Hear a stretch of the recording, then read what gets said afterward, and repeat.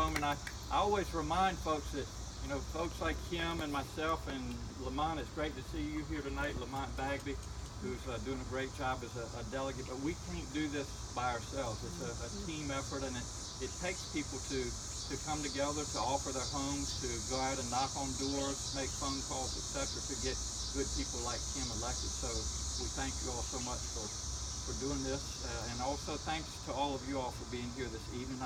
I know it's a busy time. Today was the first day back at school. Pam, my wife, is a school teacher. She sends her regards, but a lot going on back in Northam, which is where we live now. I noticed when I drove into the neighborhood, it's actually the first time I've been on this street, but it seems to be a buzz in the neighborhood for some reason. I'm not sure exactly what is going on, but actually I do know what's going on, and we are so proud for Tim and Ann. Yesterday I was in Newport News at a picnic, and Ann was there campaigning for Tim and Hillary, and just what a smart and kind and gracious person Ann is. And I had the opportunity to work with her in the Department of Education as Secretary of Education. If it's okay, and I don't want to trespass on your time, but I do want to make a couple points about education, Kim, since you're involved in that. But I will tell you about Tim. I entered the legislature in 08, actually the same time you entered the school board. And Tim was my friend and did everything he could to help me, was a mentor. There were times when some of the days were a little bit tougher than others, and I had to go, as they say, to the principal's office, and just to go, here you remember. But Tim could not have been kinder and more gracious, and he is one of the smartest, most articulate, best communicators that I have ever been around. And the most important thing about Tim is he's there for the right reason. And, and we need more people like Tim Kaine. So we're excited for November and look forward to good things. And just really to think about having the vice president of this country right from this street, from Virginia, is pretty neat. So thanks for all of you to being friends, or for being friends for Tim and Ann. I wanted to just talk very briefly about education. And if you talk to folks, which we do, to companies, to businesses, to manufacturers, that we try to attract to Virginia because it's all about bringing good, high-paying jobs to Virginia.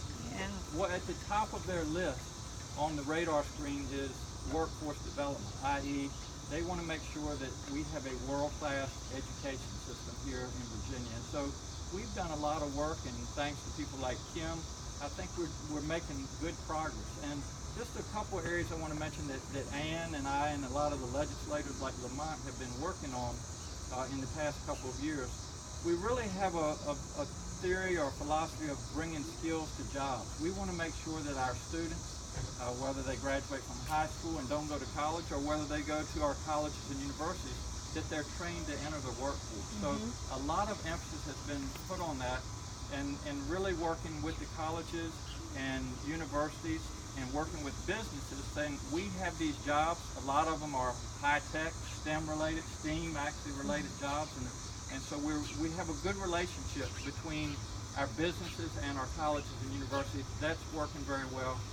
At the high school level, we're putting a lot of emphasis on vocational and technical training. Not all students in high school are destined to go to college, and so we want to make sure that they're able to enter the workforce. We've done a lot with SOL reform. Kim, I think you would probably agree, we need to stop teaching our children how to take multiple choice tests. We need to teach them to think creatively. So there's a lot of good work that's going on there. And then my friend, Mr. Uprock, he has been so helpful to us. That something that I am passionate about is pre-K education. And I can just tell you, as a parent and as a pediatric neurologist, there's a tremendous learning potential in our children before they ever get to kindergarten. And it's not just about the didactics. It's not just about teaching them numbers and letters, but it's teaching them things like staying away from drugs, staying away from cigarettes. They're very, very impressionable at that age. And so you can either invest in our children at that age, or you can try to pay for it later when they're teenagers. And it's very, very simple math. So we've done a lot of good work, and just this year we applied for a grant and we've opened up 13,000 more slots for pre-K in Virginia. Wow. And so we're going to keep that going, and we want to make sure that all children across the Commonwealth have access to pre-K education. So, and one last thing I do want to say, Terry McCullough has done a great job as our governor, but he has a wonderful woman beside him, and that's Dorothy. And she has dedicated her 4 years of being First Lady to making sure that all of our children have good nutrition before they go to school, that they have a breakfast waiting for them at school. And I can tell you, it's just like us. If we go to work hungry, we're not productive. Right. Or our children aren't going to be productive in school either if they're hungry. So Dorothy has done a wonderful job in that regard. So good things are happening in Virginia. We're excited. We're going to have the next vice president. I mean, what power better than that? We're here tonight to support Kim Gray. And, you know, you have to look at her track record. And one of the things, Kim, that I'm really impressed by is you raising foster children and giving them an opportunity that they wouldn't have otherwise had. I know you know Ann Holton has been very involved with our foster children. So that speaks volumes about your character.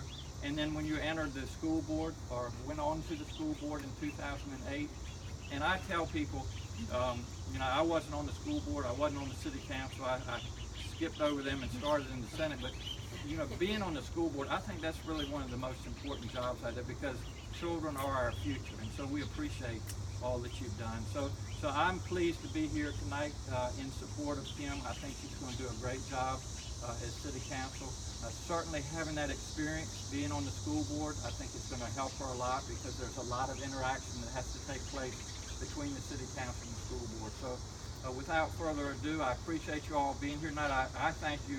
I always like to thank people for the opportunity to serve as your lieutenant governor. It's been a great experience, and I'm pleased that you're here tonight to support a great candidate in Kim Gray. So thank you, Kim, for having me here. Yeah. Thank you.